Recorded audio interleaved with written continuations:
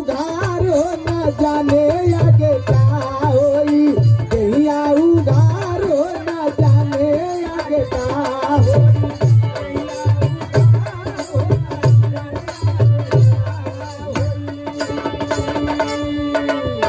गुरुकुल के नाम से चलेला कॉन्वेंट हो